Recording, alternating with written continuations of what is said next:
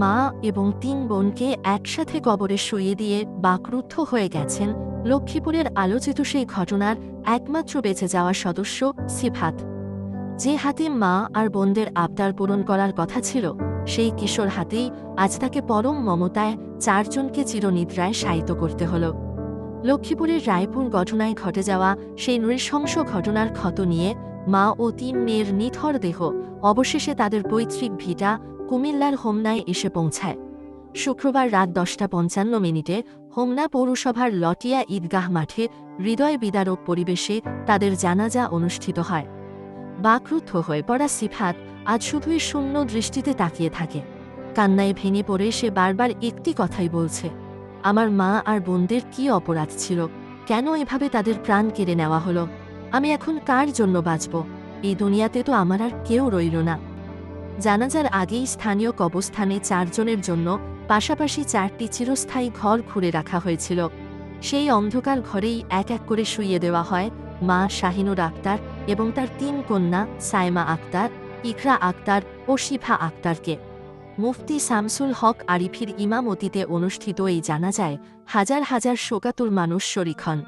এই ৪ জনকে হারিয়ে পুরো উপজেলা এখন যেন এক নিস্তব্ধ শোকের চাদরে ঢাকা পড়েছে।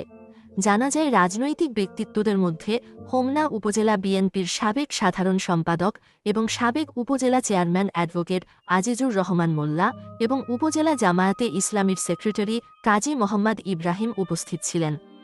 লক্ষ্মীপুর রায়পুর পৌরসভার গোডাউন রোডের ৫ তলার ভাড়া বাসায় ঢুকে সাবেক এক ভাড়াটিয়া অন্তর মজুমদার ধারালো হাতিয়ার দিয়ে আঘাত করে পরিবারের ৪ সদস্যের প্রাণ কেড়ে নেয়।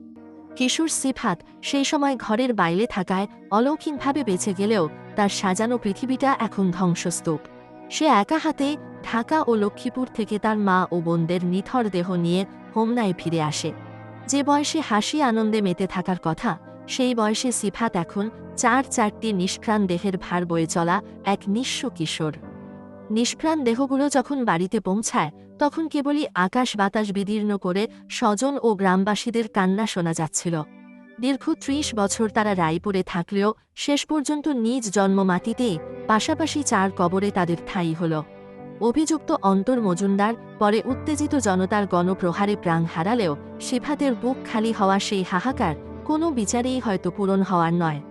এই পরিবারের গল্পটা ছিল স্বপ্ন আর সংগ্রামের।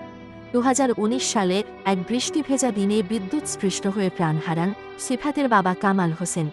তিনি হাঁড়ি পাতিল ও সিলভারের সামগ্রী ফেরি করে কোনো মতে সংসার চালাতেন। বাবার হঠাৎ প্রস্থানে পুরো পরিবারটি দিশেহারা হয়ে পড়ে, কিন্তু মা শাহিনুর বেগম হাল ছাড়েননি।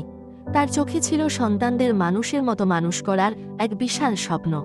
অভাবের সাথে যুদ্ধ করেও তিনি সন্তানদের পড়াশুনো থামাননি। বড় মেয়ে সায়মা আক্তার ঢাকা বিশ্ববিদ্যালয়ের ২য় সেমিস্টারের মেধাবী শিক্ষার্থী ছিলেন, আর মেজ মেয়ে ইকরা আক্তার ছিলেন রায়পুর কাজী ফারুকী কলেজের দ্বাদশ শ্রেণীর ছাত্রী। ছোট মেয়ে শিফা আক্তার ছিল মাত্র ৯ বছরের শিশু।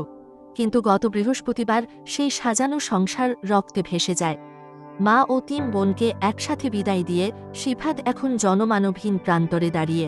সারা দেশের মানুষের মনে এখন একটিই প্রশ্ন, আর কত প্রাণ গেলে আমরা একটি নিরাপদ সমাজ পাব?